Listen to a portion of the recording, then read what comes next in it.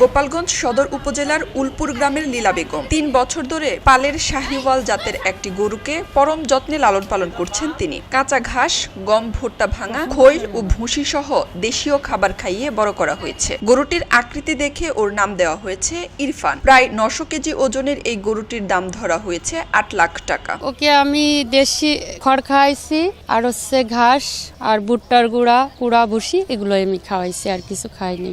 ওর নাম দিয়েছি ইরফান। ওর body figure ভালো, এই জন্য শখ করে ওকে আমি নামটা দিয়েছি। এটা আমাদের নিজের গাভীরই বাচ্চা।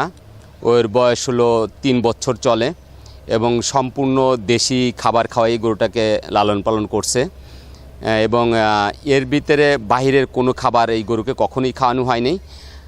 তো গরুটার নাম রাখছি হলো শখ করে ইরফান। এদিকে লীলা বেগমের গরু ইরফান হইচই ফেলে দিয়েছে পুরো এলাকায়, যা আলোচনা কেন্দ্রবিন্দুতে পরিণত হয়েছে। প্রতিদিনই ইরফানকে দেখতে ভিড় করছেন গ্রামবাসী ও ক্রেতারা, আর গ্রাম জুড়ে এমন গরু থাকায় খুশি তারা। আমাদের এলাকায় এত বড় গরু আর নাই, বুঝছেন, তো এই জন্য মানে এটা ভাইরাল বললে চলে।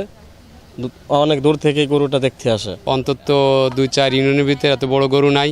এটাই সবচেয়ে বয়স্ক গরু এবং বড় গরু।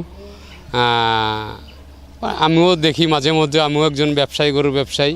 আমার খামারে আরও গরু আছে, এটা আমার ছোট বোনের গরু, সে লালিত পালিত করছে, বড় করছে, সেই বিক্রি করবে। দেশীয় খাবার খাইয়ে গরু মোটাতাজা করার পরামর্শ দেয়া হচ্ছে বলে জানান প্রাণী সম্পদ কর্মকর্তা। এরা সবসময় ন্যাচারাল খাবার খাওয়াইয়ে গরু পাবে, এখানে কোনো আর্টিফিশিয়াল খাবার তারা কখনো খাইতে চায় না। গোপালগঞ্জের লোল্যান্ড এরিয়া, এখানে পর্যাপ্ত ঘাস আছে, প্রচুর চারণভূমি আছে।